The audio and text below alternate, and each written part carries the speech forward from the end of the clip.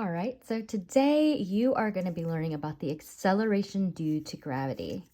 Basically, all objects as they fall at a certain velocity, depending on the planet that they're on. And that's because, as we know, the act of falling is dependent on the planet's gravitational pull. And the gravitational pull is dependent on the planet's mass. So when doing these problems, we are ignoring something called air resistance, which I haven't taught y'all yet, and it's not until later physics concepts, but air gets in the way, right? If you wave your hand around, if you stick your hand out of a moving car, you can feel the drag, and that is the literal air molecules moving in the opposite direction, which will slow you down. That's how skydivers fall. And if there was no air resistance, the parachute would have nothing to catch. And so here on Earth, our acceleration, which is our change in velocity, is 9.8 meters per second per second. And you can calculate actually how much time it takes for something to fall at a certain velocity. Or you can calculate after a certain amount of time what velocity is that object moving at. And that's pretty cool. So the formula is delta V equals G times T. And so if we're doing this equation on Earth, the equation would be delta V equals 9.8 meters per second squared times T. And I like to keep the units, and that's going to play a major role whenever you're solving for an unknown variable.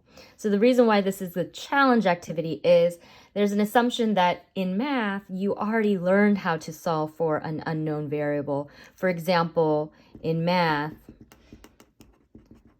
you have something like y equals, 2 times x, okay? So it's very simple because we have just 3 variables in the equation, where t is time, v is the change in speed, okay?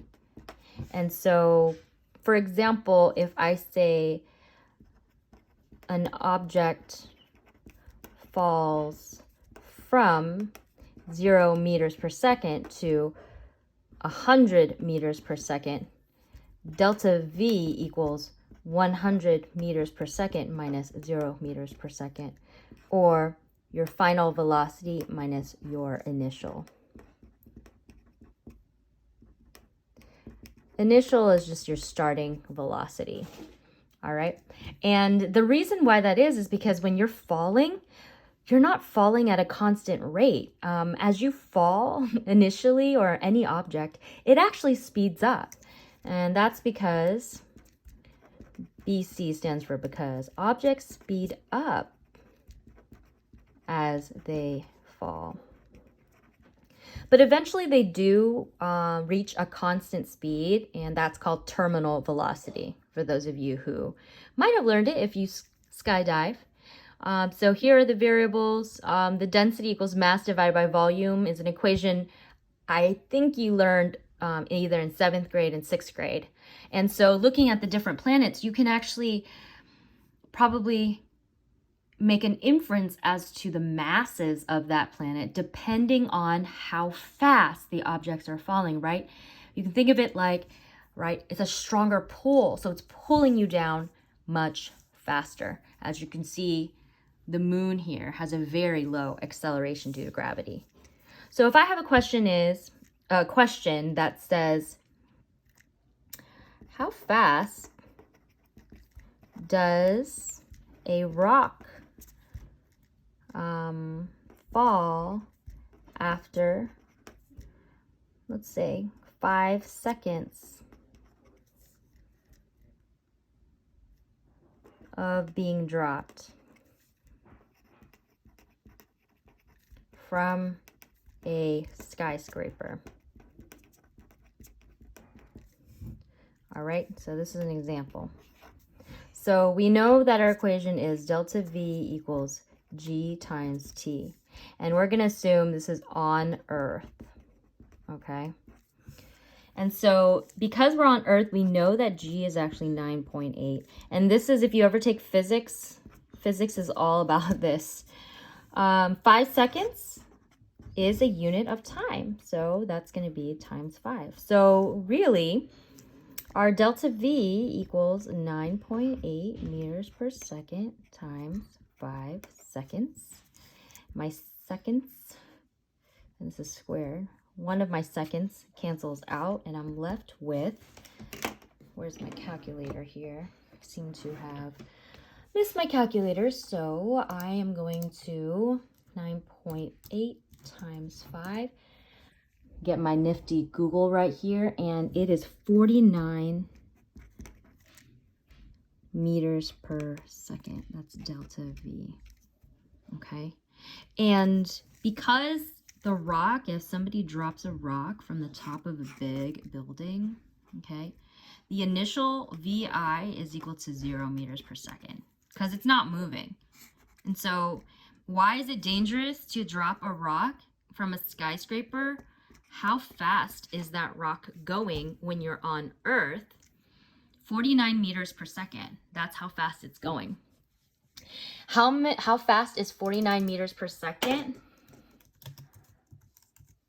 Equals mph. How fast is that? That's 109.61.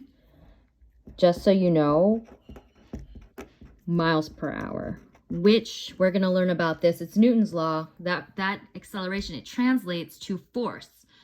And so when you're going that fast, it will hit at a very, very significant force. So it's 109.61 miles per hour after just 5 seconds of falling from that skyscraper. Now, what if you're on a skyscraper on the moon?